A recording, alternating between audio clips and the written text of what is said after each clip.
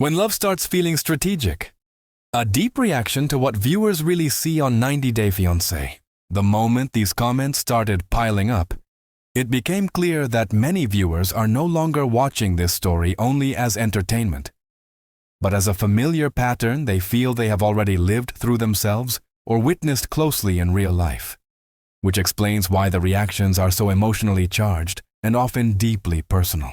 A recurring perception among commenters is that Michael's behavior feels calculated rather than sincere, with several people interpreting his emotional vulnerability not as openness, but as a strategic substitute for honesty, especially when direct communication would have required clarity and accountability. The idea that Laura might have been treated as a backup option appears repeatedly, and this framing suggests that viewers are extremely sensitive to power dynamics in dating, particularly when one person controls information while the other is left to interpret mixed signals. What stands out is how quickly the audience labels certain emotional displays as manipulation, which reflects a broader cultural fatigue, with stories where hardship and tears are used as currency instead of straightforward intention. Several commenters openly express relief that Laura did not fall for what they perceived as emotional pressure, indicating that modern audiences increasingly value emotional boundaries and self-preservation over romantic persistence. The discussion around age difference introduces a more pragmatic and even biological dimension to the analysis, showing that viewers are not limiting their judgment to feelings, but extending it to long-term consequences and responsibility. When people question the feasibility of having children later in life, they are not necessarily criticizing desire, but highlighting an imbalance between idealized romance and practical reality that many feel is glossed over on screen. The comments referencing health, fertility, and future caregiving responsibilities reveal how viewers project real-world concerns onto televised relationships, treating them almost as cautionary case studies rather than private choices.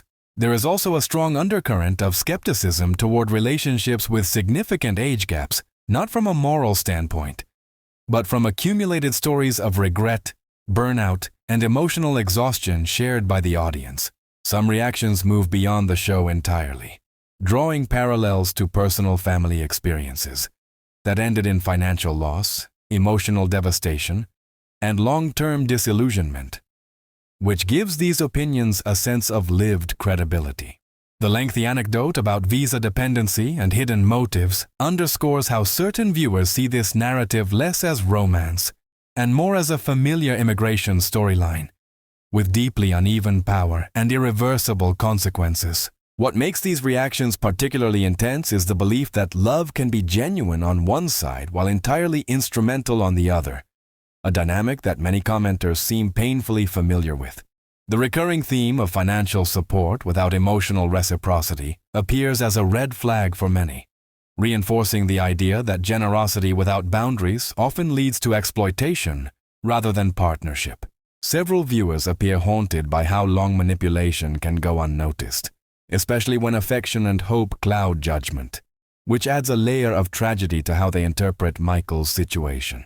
At the same time, not all reactions are accusatory, as some viewers simply express exhaustion with unnecessary drama, suggesting a growing preference for authenticity over prolonged emotional tension.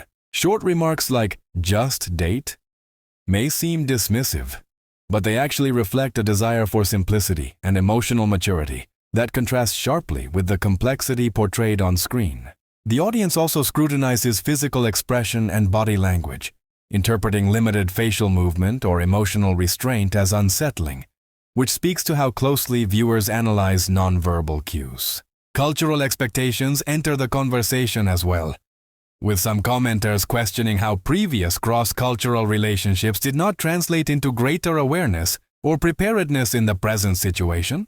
This reveals a broader expectation that experience should lead to growth, and when it does not, viewers tend to interpret that stagnation as either denial or willful ignorance. The debate about autism and social norms exposes a generational divide, where some viewers are uncomfortable with what they perceive as the overextension of diagnostic explanations into everyday behavior. Others, however, express cautious empathy, acknowledging vulnerability while still emphasizing independence and personal agency, particularly when past scams are involved. This duality shows that the audience is not uniformly judgmental, but rather divided between protection and accountability. The comments praising independence and healthy boundaries suggest that viewers reward narratives where individuals are not defined solely by limitations or labels. Meanwhile, skepticism about catfishing and authenticity reflects a digital age awareness, where appearances and intentions are constantly questioned. The audience's collective memory plays a crucial role here, as many reactions are filtered through decades of personal experiences, failed relationships, and lessons learned the hard way. Nostalgic reflections about earlier technological optimism contrast sharply with the present distrust, illustrating how modern viewers are far less idealistic and far more guarded. This shift explains why emotional transparency is demanded so forcefully, and why perceived ambiguity is met with suspicion rather than patience. The overall tone of the comments suggests that viewers are no longer passive consumers of reality television, but active analysts applying their own moral frameworks. Instead of rooting blindly for love, many prioritize self-respect, long-term stability, and emotional honesty, even if that undermines the romantic narrative. The repeated concern for unseen consequences indicates that audiences are thinking beyond the episode, imagining futures that extend well past the cameras. In this sense, the show becomes a mirror for unresolved anxieties about aging, trust, exploitation, and emotional resilience. What ultimately emerges is a portrait of an audience that has grown cautious, experienced, and deeply protective of personal boundaries. These reactions reveal less about the individuals on screen and more about a collective shift toward realism over fantasy. And through this lens, every gesture, pause, and confession is evaluated not for how it feels in the moment, but for what it might cost in the long run. As the conversation evolves, it becomes evident that many viewers are not reacting to isolated moments, but to patterns they believe they recognize instantly, which turns every interaction into a test of credibility rather than a step toward emotional connection. The suspicion surrounding motivation grows stronger when commenters describe similar situations where affection appeared genuine only until stability or legal security was achieved. This perception transforms love into a transaction in the eyes of the audience, even when the show presents it as a slow-burning emotional journey. Viewers repeatedly question why clear intentions are delayed, interpreting hesitation not as uncertainty, but as a way to keep options open without committing to consequences. What unsettles many is not the age difference itself, but the imbalance of urgency, where one partner's timeline feels incompatible with the other's stage of life. The fear expressed about future caregiving responsibilities reflects a grounded realism that contrasts sharply with the romantic framing offered by the program. Several comments imply that attraction without shared long-term vision is viewed as fundamentally unstable, regardless of chemistry or affection. The audience's attention to financial dependency reveals a collective wariness shaped by stories where emotional investment slowly transformed into economic obligation. When commenters describe watching someone financially support an entire extended family, the tone shifts from curiosity to alarm.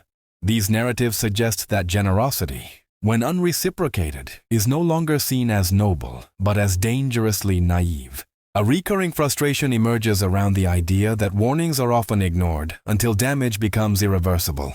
Many viewers express sorrow not just for what has happened, but for what they believe will inevitably follow.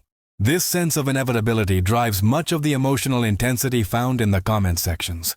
Rather than hoping for a positive outcome, some viewers brace themselves for loss, disappointment, or disillusionment. The repeated references to deception are less about accusation and more about fear of being proven right. Several commenters acknowledge how difficult it is to accept manipulation when love is involved, especially when self-image is tied to being needed or chosen. This vulnerability is something the audience seems deeply familiar with, which is why their reactions feel protective rather than purely judgmental. The discussion around social cues and adaptation reflects discomfort with blurred boundaries between explanation and excuse. Some viewers argue that understanding personal challenges should not eliminate expectations of respect and self-awareness. This debate reveals a broader cultural tension between empathy and accountability. Others point out that independence and autonomy should remain central, regardless of background or circumstance. The praise given to moments of self-sufficiency suggests that audiences value resilience more than romantic sacrifice. Meanwhile, brief dismissive comments highlight fatigue with prolonged emotional turmoil that lacks resolution. These remarks indicate that patience wears thin when clarity feels deliberately postponed. The audience's evolving standards become visible when viewers demand transparency early rather than dramatic revelations later. This preference aligns with a broader shift toward emotional efficiency over theatrical storytelling. The skepticism surrounding authenticity also reflects growing awareness of online deception and curated identities. Many viewers appear to approach each interaction as investigators rather than dreamers. Personal memories of past mistakes inform how quickly trust is withdrawn. Nostalgic reflections serve as reminders that optimism once existed, but has since been replaced by caution. The contrast between past idealism and present realism shapes how viewers judge vulnerability on screen.